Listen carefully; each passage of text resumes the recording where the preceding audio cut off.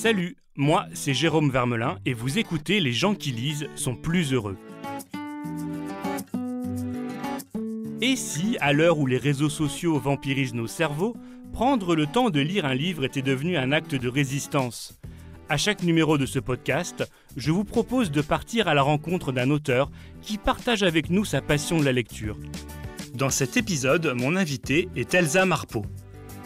Enfin, j'adore ce métier, je peux pas me féliciter plus que d'être tombée dessus par hasard, tellement c'était... Même être derrière un écran et écouter les histoires des autres, je trouve ça absolument extraordinaire. Et puis c'est vrai que le scénariste, il y a beaucoup de scénaristes qui sont très agacés par ça, hein, et je soutiens totalement cette cause.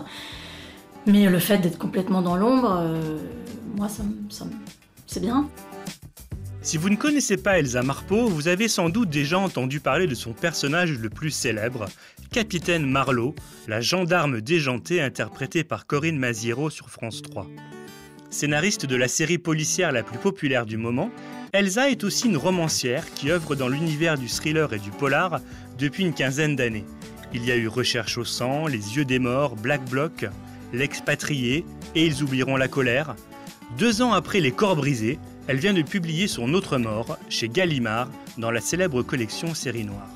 C'est l'histoire d'Alex, une mère de famille qui, le jour de ses 40 ans, est agressée par Charles Berrier, le célèbre écrivain qu'elle admire. En voulant se défendre, elle le tue.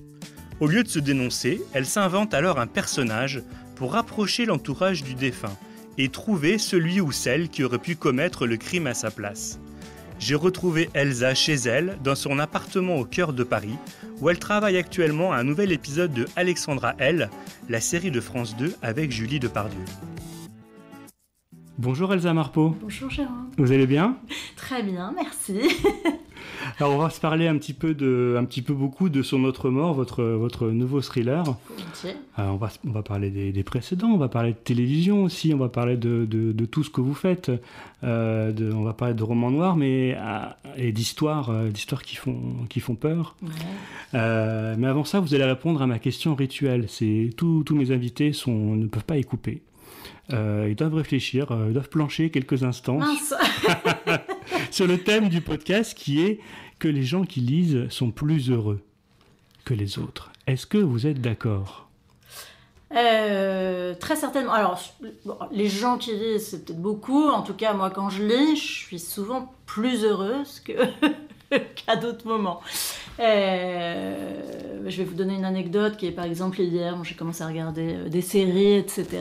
Plutôt pas mal. Puis j'étais toute seule dans cet appartement dans lequel je vis maintenant. Puis j'ai décidé d'arrêter, de couper. Puis j'ai commencé les mémoires pas les mémoires, mais un livre écrit par Marc Villard qui raconte un petit peu comment il pourrait être un héros, quoi. Donc c'est des petits récits de sa vie quotidienne mis en lumière avec une imagination héroïque des vies qu'il ne vit pas.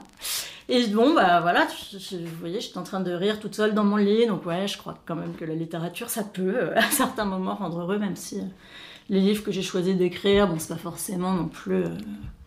c'est pas des comédies, hein, on peut dire ça. C'est ça qui est plutôt amusant, et c'est ça qui est plutôt intéressant à discuter, c'est que vous êtes une spécialiste du noir. Vous aimez ça, vous cultivez ça, que ce soit dans vos romans ou vos scénarios. Est-ce que plus c'est noir, plus c'est sombre, plus vous êtes contente ? Dans l'écriture, en fait, j'ai envie de dire que c'était pas un choix. Ça s'est vraiment imposé. Bon, après, en tant que lectrice, pour revenir à votre question initiale, il y a évidemment la littérature qui peut être drôle très directement, comme dans ces récits de Marc Villard, par exemple. Mais la littérature noire, elle peut aussi créer la même chose par la catharsis. Et alors, évidemment, pour les gens qui écrivent, on se doute qu'il y a une vocation cathartique de l'écriture, mais je crois que pour le lecteur, c'est exactement la même chose. Donc je crois que le noir, au contraire, est très, très...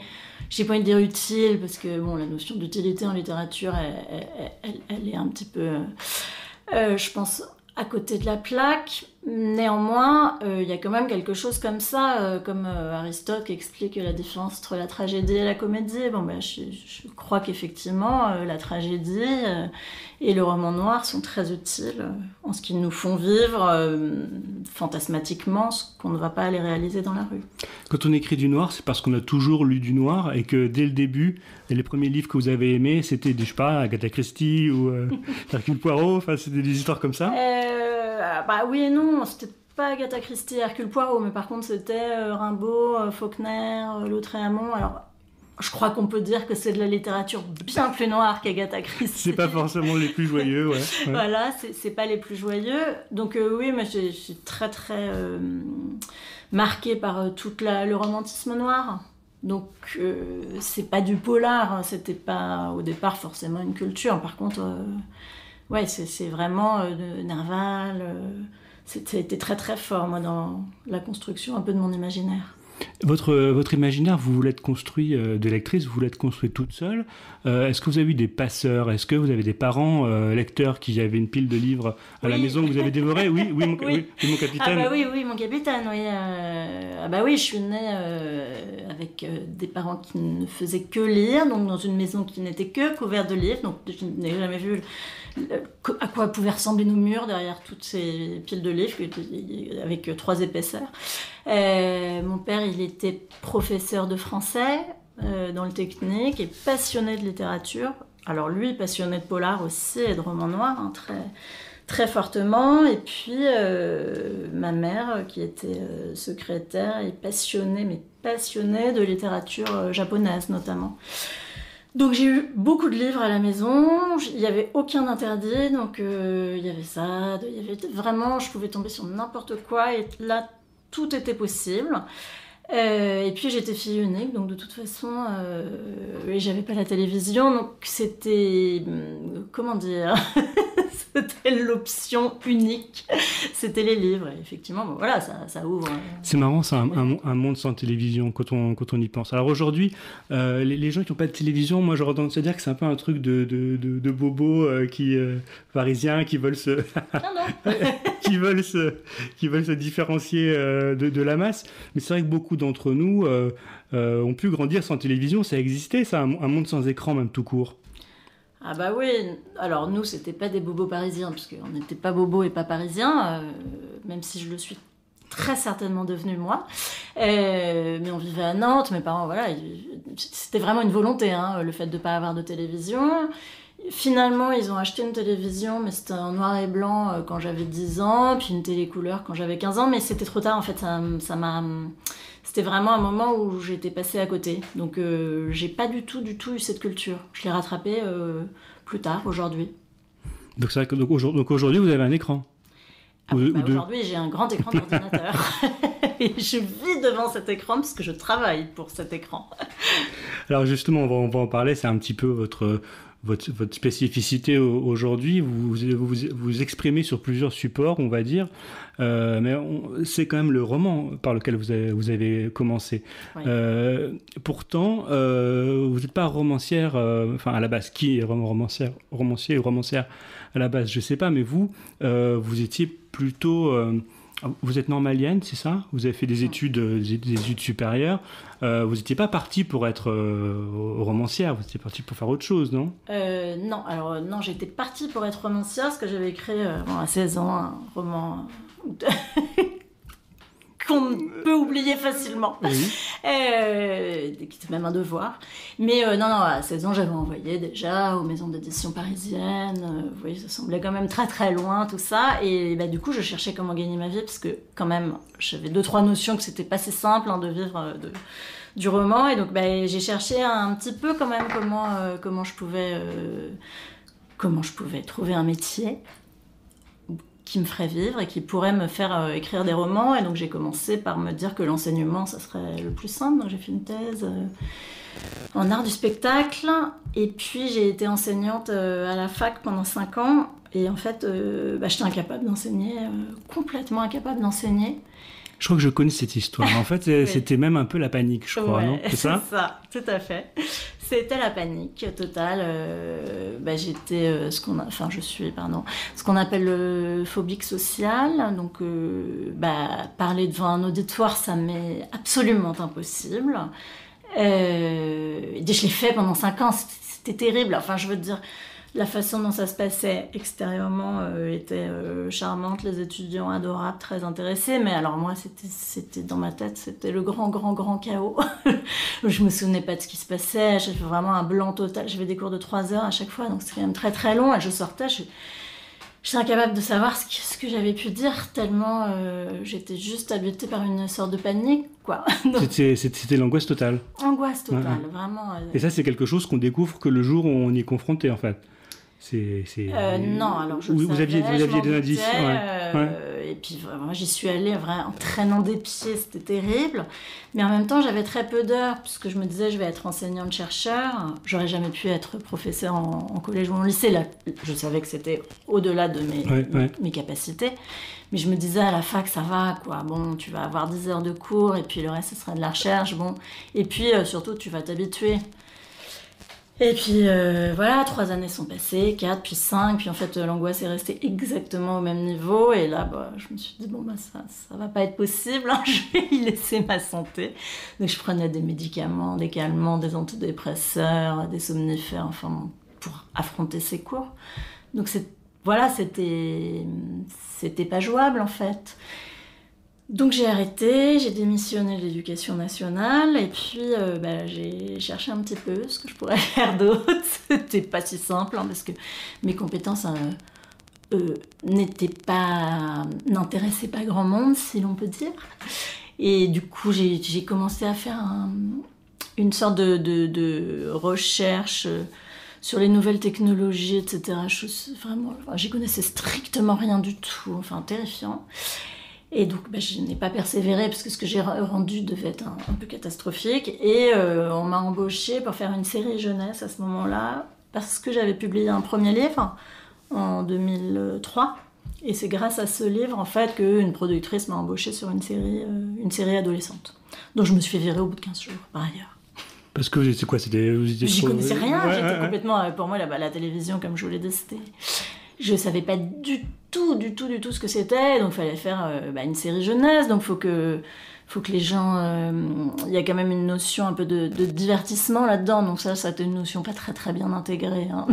Donc, je faisais des séquences où le personnage qui était Heidi des collines, restait sur sa colline et puis elle réfléchissait, elle regardait le jour qui tombait, etc. Bon. Et ça évidemment on m'a expliqué que non, hein. C'était un peu trop contemplatif pour la télévision française. Oui. Alors on m'a plutôt dit que c'était un peu trop chiant, hein. Donc je me suis fait virer, mais du coup j'ai été réembauchée, revirée. Puis finalement j'ai réussi à comprendre ce qu'on attendait un peu plus. Oui, parce que ça a plutôt pas trop mal marché. Finalement. Mais bon, ça fait 15 ans. Hein, Ça fait 15 ans. Mais alors, donc ça veut dire que finalement, avec une phobie sociale comme ça, écrivain, scénariste, c'est le job idéal, non ? En quelque sorte. Mais c'est le rêve. Ouais. C'est le rêve. Ah oui. Vous regardez la vie des gens de loin et vous racontez tout dans vos romans. C'est formidable. C'est formidable. Non, mais franchement, j'ai les deux métiers extraordinaires, hein, je trouve, un scénariste. Mais ouais, j'adore ce métier. Je peux pas me féliciter plus que d'être tombée dessus par hasard, tellement même être derrière un écran et écouter les histoires des autres, je trouve ça absolument extraordinaire. Et puis c'est vrai que le scénariste, il y a beaucoup de scénaristes qui sont très agacés par ça, hein, et je soutiens totalement cette cause. Mais le fait d'être complètement dans l'ombre, moi c'est bien, ça me convient très bien. Ouais. Alors malgré tout, aujourd'hui, depuis quelques semaines, il y a un nouveau roman qui s'appelle Sur notre mort, qui vient de sortir. Il y a bien votre nom écrit en gros dessus. Il y a même un petit bandeau, la créatrice de Capitaine Marlowe, pour ceux qui sauraient pas. Alors justement, Elsa Marpeau, c'est pas que la créatrice de Capitaine Marlowe, n'est-ce pas ? Est-ce que ce roman-là, quelque part, c'est aussi une manière de rappeler que oui, vous n'êtes pas que cette créatrice-là ? Ah oui, non, alors pour moi, de toute façon, le fait d'être scénariste, ça venait après les romans. Les romans, c'est la chose nécessaire. Après, c'est vrai qu'il fallait que je trouve un travail et que j'ai trouvé un travail que j'adore. Donc je suis quand même très chanceuse. Après, ma nécessité intérieure, c'est d'abord celle de faire des romans. Donc non, je cherche rien à prouver, j'écris ce que j'ai envie d'écrire, j'ai aucune contrainte dans les romans, donc c'est totalement... je sais pas comment dire, ce qui s'exprime dans les romans, c'est quelque chose de totalement...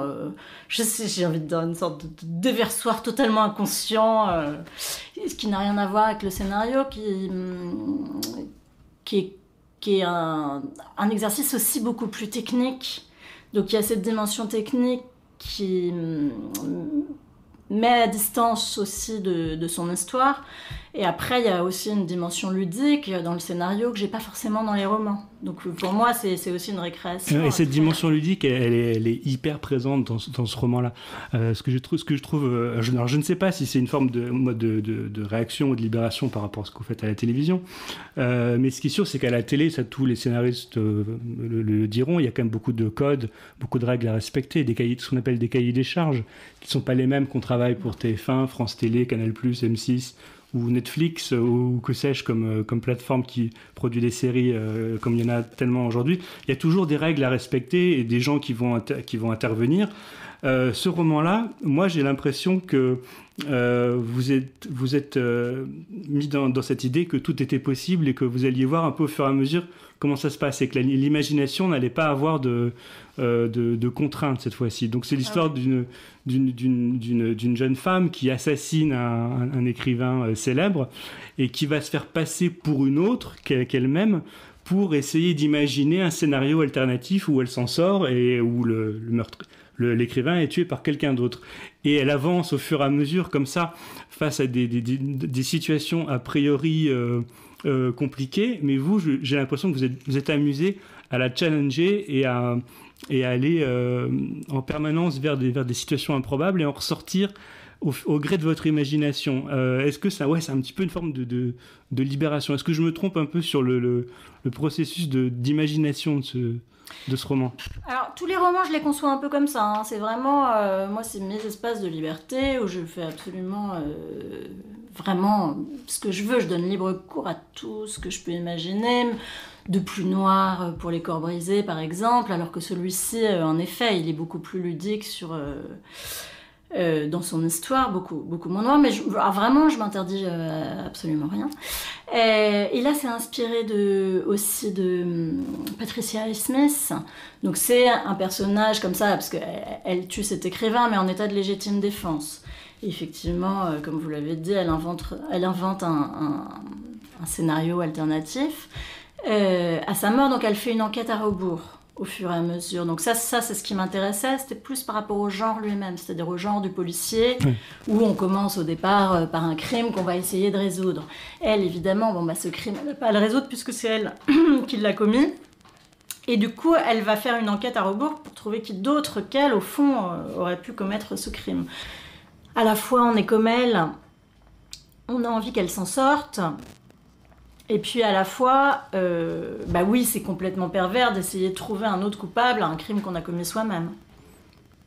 Et c'est ça qui est amusant parce qu'effectivement, on est à la fois dans du... vous l'avez expliqué, elle est agressée par cet homme, donc c'est un moment grave, sombre, hein, ça fait écho à plein de choses dans l'actualité en ce moment. C'est un viol, ouais. C'est un viol par un personnage célèbre, donc on peut imaginer plein de choses par rapport à des histoires récentes, et puis en même temps vous basculez par moments dans des moments purement comiques. Il y a notamment un doigt coupé qui crée pas mal de problèmes, et ce qui est amusant, c'est que vous mélangez un peu tous les genres et toutes les situations.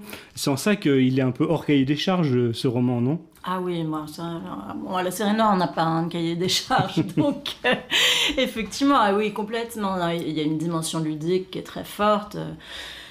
Je suis d'accord avec l'idée oui, c'est très sombre, elle manque de se faire violer, mais cet événement dramatique, ça va lui amener une forme de légèreté, mais aussi une forme d'aventure qu'elle n'aurait jamais pu vivre autrement. C'est-à-dire que cette femme qui est dans cette vie, qui souffre de phobie sociale, elle aussi, elle a une vie très heureuse, très équilibrée, avec son mari et ses enfants, mais néanmoins, cette vie, elle est un petit peu monotone, puis elle se fait violer le jour de ses 40 ans, à l'issue de la fête, où tout le monde a un peu trop bu.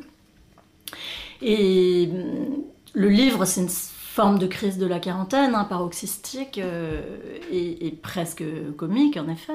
Voilà, grâce à ce meurtre, en fait, elle va vivre une sacrée crise de la quarantaine qui va lui permettre de devenir quelqu'un d'autre. Elle aussi, évidemment, parce qu'elle va créer une autre mort, mais elle va aussi devenir une autre femme qui va vivre des choses totalement nouvelles. Donc elle va quitter le confort quotidien de son cocon familial pour découvrir quelque chose de beaucoup plus dangereux, mais évidemment de beaucoup plus exaltant aussi. Comme on a tous envie de le vivre un petit peu.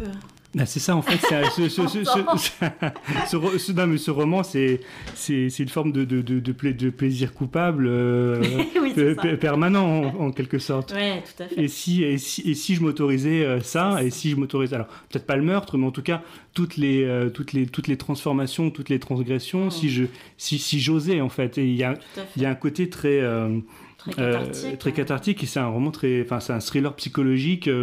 Mais au sens où l'héroïne vit des choses et ne ressortira pas tout à fait indemne de son parcours. Et quelque part, le parcours est plus intéressant que la manière dont elle va s'en sortir. Bien sûr, tout ce qui compte, parce que moi, c'est vrai que dans la structure, parce que c'est pas du tout une structure, j'écris pas du tout au fil de la plume, je sais très bien ce qui va se passer. Ouais. Enfin, la structure, elle est très...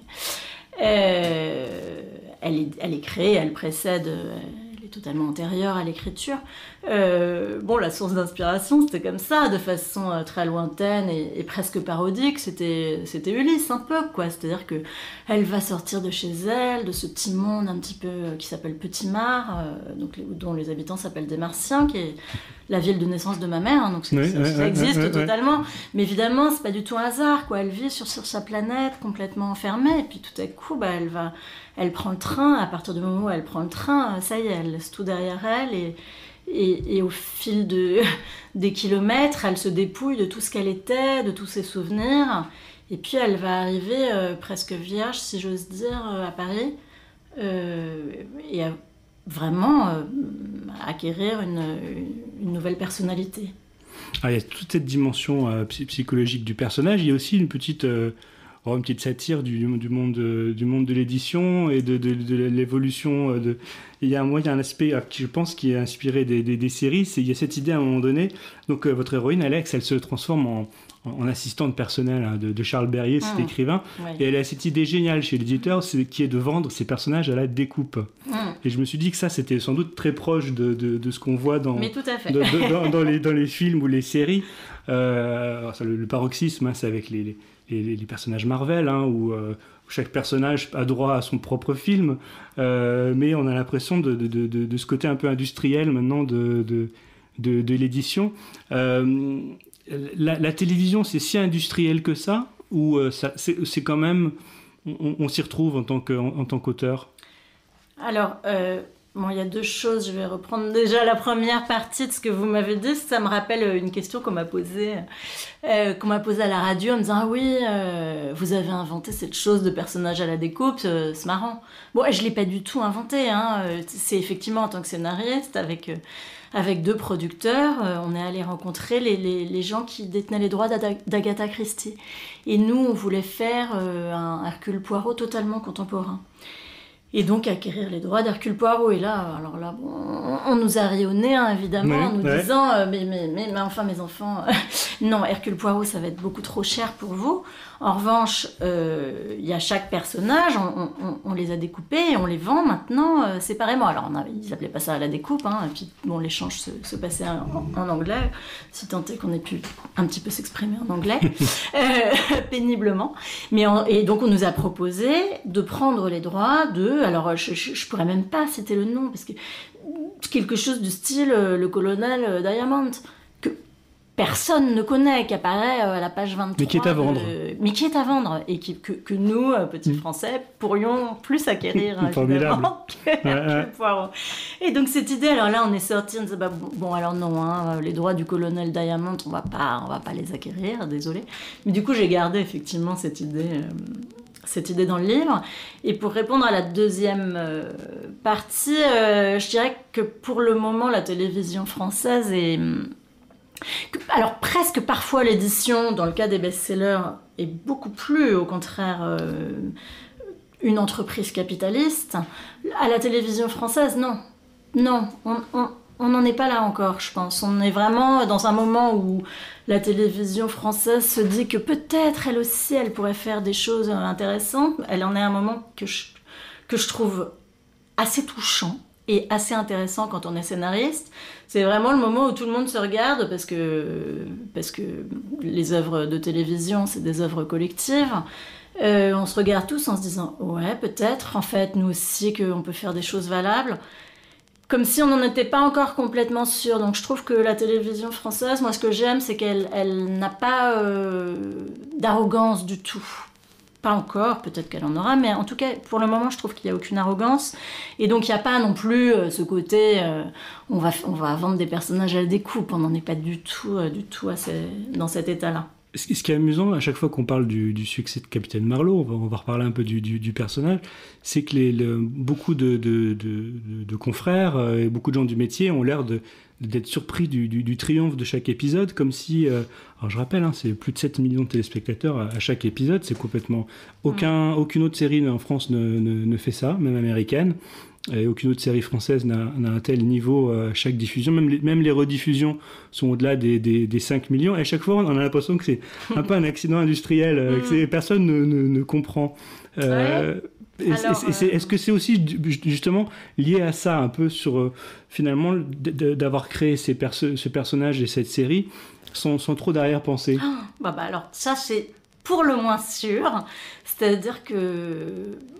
cette série, elle n'a pas été créée comme une série déjà. C'est-à-dire que le personnage de Capitaine Marlowe, moi je l'ai créé pour un téléfilm de José Dayan. Donc elle m'avait demandé de rééquilibrer un téléfilm qui était en 2 fois 90 minutes. Et comme moi je sais faire que du polar, j'ai créé un personnage de policier, enfin de gendarme. Et ce personnage de gendarme, il était totalement vraiment secondaire, quoi. Moi, il me permettait de restructurer les épisodes, mais on n'est pas du tout parti sur une idée de série, enfin, du tout. Donc évidemment, alors, sur une idée d'un succès, alors là, vraiment, encore moins. Et c'est parce que la directrice des programmes de France 3 a vu le personnage incarné par Corinne Maziero, qu'elle a dit, tiens, dis donc, ce personnage-là, pas mal, hein, si on faisait un pilote. Et donc, on a fait un pilote, c'est-à-dire un premier épisode, mais point, enfin, c'était vraiment... Oui, c'était sans arrière-pensée. Et par ailleurs, parce que c'était José Dayan, on a bénéficié d'une liberté vraiment totale. Oui, parce que c'est un personnage un peu intraitable, José Dayan. Dans le milieu, on sait qu'elle fait que ce qu'elle veut. Alors exactement, elle fait ce qu'elle veut, toujours. Et voilà, elle défend beaucoup... quand on est scénariste, c'est agréable de travailler avec elle parce que... si elle est d'accord avec l'idée du texte, elle n'est pas du tout interventionniste dans les textes. Et si elle est d'accord avec l'idée, elle va se battre jusqu'au bout. Ça, c'est évident. Mais de toute façon, la question n'était pas là parce qu'il n'y a jamais eu même de bras de fer ou de tension du tout avec la chaîne. Parce qu'elle arrive aussi, José Dayan, forte de sa notoriété, forte de grands succès. Donc, elle a eu un peu carte blanche. Et donc, comme moi, elle me laissait carte blanche pour écrire ce que je voulais, j'ai eu carte blanche, en tout cas pour les 2 premiers épisodes que j'ai écrits. Donc ça, c'était une grande joie, parce qu'au début, moi je lui faisais dire des conneries, des trucs un peu anards par moment, etc. Et il n'y avait aucun problème, jamais. Jamais on a essayé de nous censurer. Ce sens de l'humour et ces références permanentes, un peu pop, permanentes dans les dialogues, c'est un mélange entre vous, José Dayan, et la comédienne Corinne Maziero, ou tout vient de vous au départ? Alors, dans le premier épisode, c'est moi qui l'écris. José Dayan, encore une fois, elle crée la mise en scène, elle intervient énormément, évidemment. Enfin, pas énormément, totalement dans le choix des acteurs. C'est elle qui décide absolument, et c'est évidemment une raison du succès qui est totalement déterminante. Dans le premier épisode, oui, évidemment, un texte, ça s'écrit, c'est écrit au départ. Après, je dirais que Corinne Maziero, d'abord, c'est passé une chose rare, qui est que l'actrice a rencontré un personnage. Ça, c'est vraiment... ça arrive. Mais à ce point-là, c'est très étrange. C'est-à-dire que moi, quand je l'ai vue la première fois dans ce téléfilm, j'ai eu vraiment un moment où je me suis dit « Ah oui, mais c'est elle ». c'était très, je sais pas, quelque chose de l'ordre de l'alchimie. Donc c'était étonnant. Maintenant, évidemment, Corinne Maziero, elle prend de plus en plus de liberté avec les textes. Alors, moi, j'écris plus trop les épisodes. Il m'est beaucoup arrivé de les réécrire, de les relire, de les réécrire. Mais après, j'écrivais plus trop d'épisodes en entier. Voilà, j'ai laissé la main à d'autres gens, parce que c'est vrai que c'est marrant de lancer quelque chose, mais bon, après, on est... Et c'est un peu frustrant. Vous avez l'impression que votre personnage vous échappe? Ah bah non, alors... Oui ou non? Un peu des deux. Alors, c'est à la fois... Non, alors, d'abord, c'est jouissif. C'est-à-dire que si j'avais voulu qu'il m'échappe pas, j'aurais continué à écrire autant d'épisodes que je pouvais. Ouais. Et en fait, bah non, c'est génial. Enfin, moi, j'ai trouvé ça super d'en écrire 2. Puis après, bon, j'avais peut-être moins d'amusement, on va dire. Après, il y en a un que je tenais à écrire parce qu'il était très lié à l'histoire de Marlowe. Qui était un épisode sur une histoire de sosie. Donc là, c'était vraiment lié à son enfance. Donc ça, je tenais beaucoup à l'écrire. Il est très bien, celui-là. Voilà, il est très étonnant. Hein. Ouais. Celui-là, voilà, pour moi, je crois pas que je l'aurais laissé. Maintenant, alors au contraire, je trouve ça absolument génial. Parfois, je regarde des moments où Corinne Maziero improvise et où elle fait des blagues, où je me dis...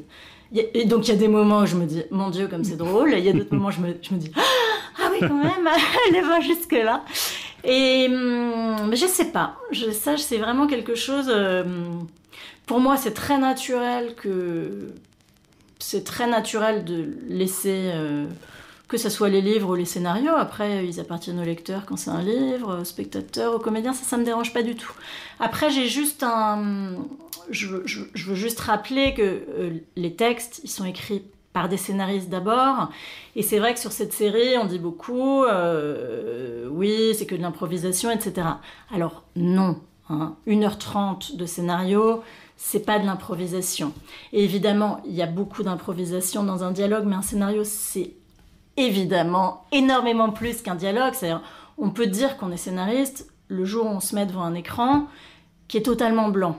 Et là, on commence et on dit, bon, je vais faire le résumé d'une histoire. Puis après le résumé d'une histoire, je vais développer le résumé de cette histoire. Puis je vais faire des séquences.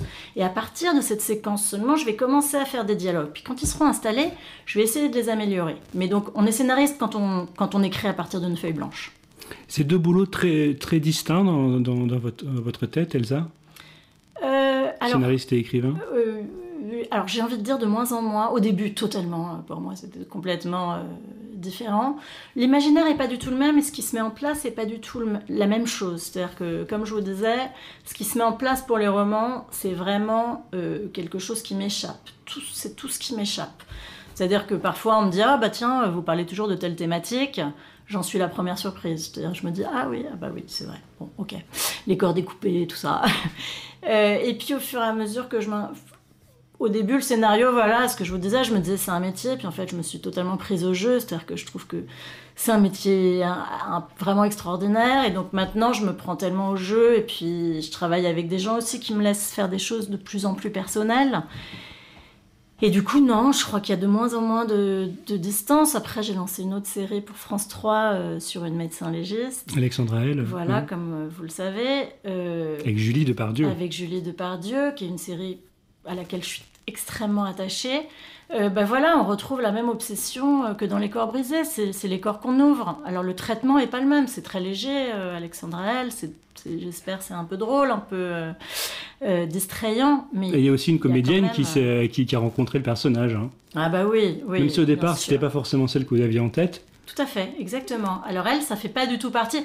Quand j'ai vu Corinne Maziero dans le rôle, je me suis dit, ça va entièrement avec ce Marlowe, rôle. Ouais. Voilà, c'est ça que j'avais imaginé. Avec Julie Depardieu, je me suis dit, ah non, c'est pas du tout ça que j'avais imaginé. C'est sans doute mieux que ce que j'avais imaginé. C'est vraiment une dynamique totalement différente. J'ai été surprise. J'imaginais quelqu'un, au début, j'avais imaginé quelqu'un de très froid, de très cartésien, un peu inspiré d'une sorte de Sherlock Holmes féminine. Et puis Julie Depardieu, elle a amené une sensibilité extrêmement forte.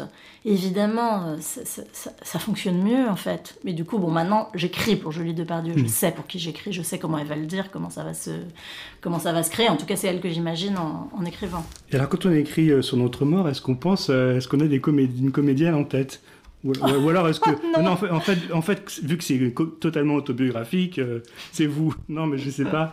Est-ce que vous y avez pensé? Je suis sûr. Alors non, une comédienne, non, je dois avouer.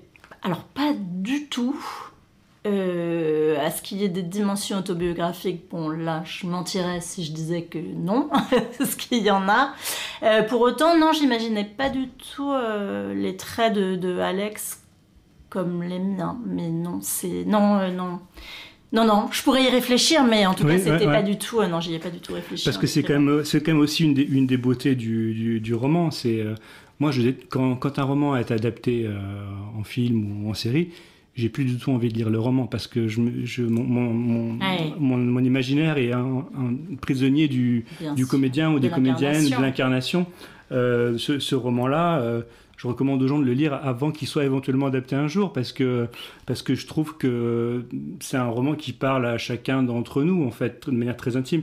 Même si c'est une femme de 40 ans, l'héroïne, je pense que chaque lecteur va d'abord se l'approprier, et peut-être pas se dire qu'en fait, il ou le lecteur ou la lectrice se dire « je suis Alex », en fait. C'est la beauté du truc, non?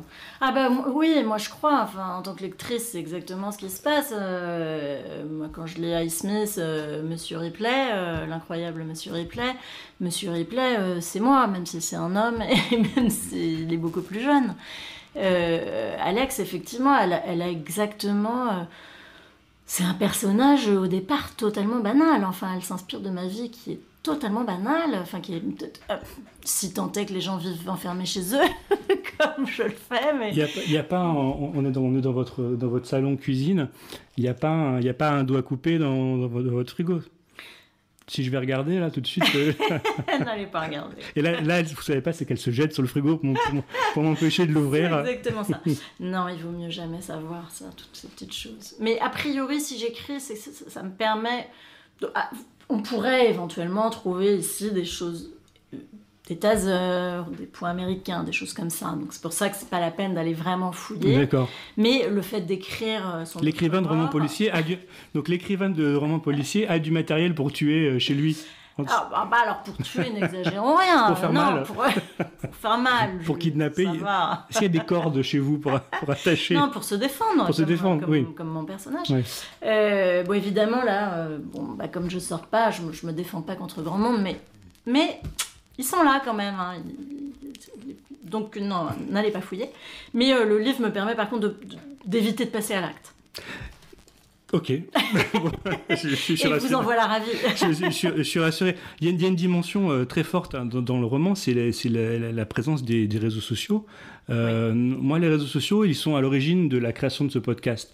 Je me suis dit, il faut que j'arrête de passer mon temps à lire des tweets, à écouter, à suivre des clashs, voire même à y participer pour m'énerver.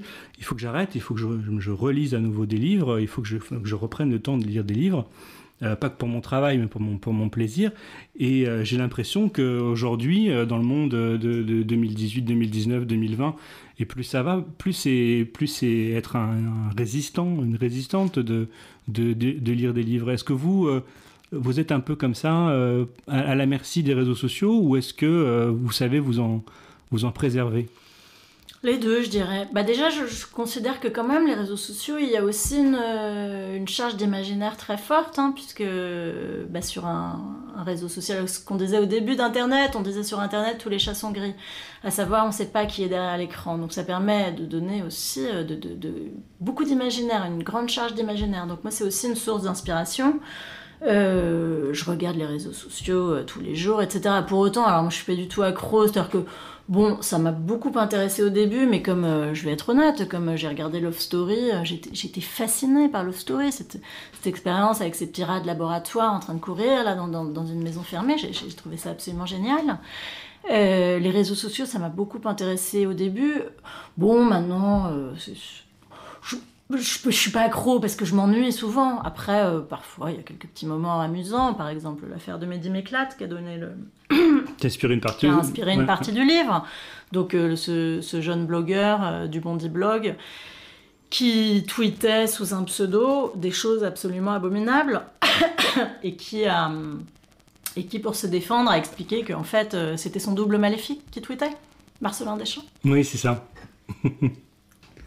Et donc du coup, oui, c'est très inspiré de cette histoire et le fait de créer le double maléfique, en plus Marcelin Deschamps, donc on a quand même l'idée vraiment de la création très forte aussi. Je trouve ça une excuse hypocrite, mais à la fois qui est un objet littéraire aussi. Je trouve ça intéressant pour la littérature. Donc j'ai pas de... Effectivement, les gens lisent moins à cause des réseaux sociaux, ça c'est une évidence. Hein. Les gens lisent moins à chaque fois qu'on va dans une librairie, qu'on va chez un éditeur, il nous explique que ça chute de 30%. C'est vraiment très très violent. Hein. Bon, oui, j'ai l'impression que c'est une marche là qui a l'air un peu inéluctable. Moi, ça m'attriste pour les gens, parce que, comme on disait au début, moi ça me crée tellement de plaisir de lire, que je suis un peu déçue que tout le monde ne partage pas ce plaisir-là. Et qu'il ne faudrait pas que le livre devienne un produit de luxe, en fait. De luxe, ou qui disparaissent, ou qui disparaissent, simplement. Ouais, non, mais le privilège d'une élite, oui, ou d'une partie de la population qui sait prendre son temps, ou qui a le droit de prendre son temps, ou qui peut se le permettre. Alors que pendant longtemps, le livre a été un peu le moyen de distraction le moins cher et le plus accessible à tous. C'est sûr, et ça reste d'ailleurs quand même pas si cher que ça, faut pas non plus faut pas exagérer. Après c'est vrai, je suis d'accord, moi c'est pour ça que je tiens beaucoup au polar, par exemple, à écrire dans une collection noire, c'est spécifiquement pour ça, parce que de la même façon que pour l'instant, je préfère écrire pour la télévision que pour le cinéma. Je préfère écrire pour le polar que pour le roman blanc, traditionnel, on va dire. Parce que je trouve ça... Parce qu'il y a des lecteurs, en fait. C'est important d'être là où... Mais c'est même pas ça, c'est vraiment l'idée qu'il faut aussi créer un divertissement. Je trouve ça pas du tout... alors moi qui viens d'un milieu extrêmement élitiste et intello, je tiens beaucoup à cette forme du policier, à cette forme de la télévision. Je la trouve au fait que Marlowe, ça soit populaire, parce que y a des gens qui me l'ont dit avec le nez pincé, quoi, en me disant, oh là là, dis donc, tu fais un truc populaire, t'as pas envie un peu de faire des choses sérieuses là pour changer un peu? Et non, j'y tiens, enfin au contraire. Tu passeras à la grande librairie. C'est ça, enfin. Et... non, j'y tiens vraiment à l'idée d'être dans une forme de littérature ou de divertissement populaire. Pour moi, c'est pas du tout, c'est pas un gros mot. Non, je suis tout à fait d'accord, Elsa. Merci beaucoup pour ce moment autour de ce nouveau livre et puis de la passion de la lecture. J'espère que ça encouragera des gens à vous découvrir et puis à lire tout simplement. À se faire plaisir. C'est ça, c'est un immense plaisir, il faut pas s'en passer. Merci Elsa, à bientôt. Merci, à très bientôt. C'est la fin de ce podcast. On se retrouve bientôt pour un nouvel épisode des gens qui lisent sont plus heureux. D'ici là, n'hésitez pas à le liker, le partager sur vos réseaux sociaux et vous y abonner sur votre plateforme préférée. D'ici là, à bientôt et bonne lecture.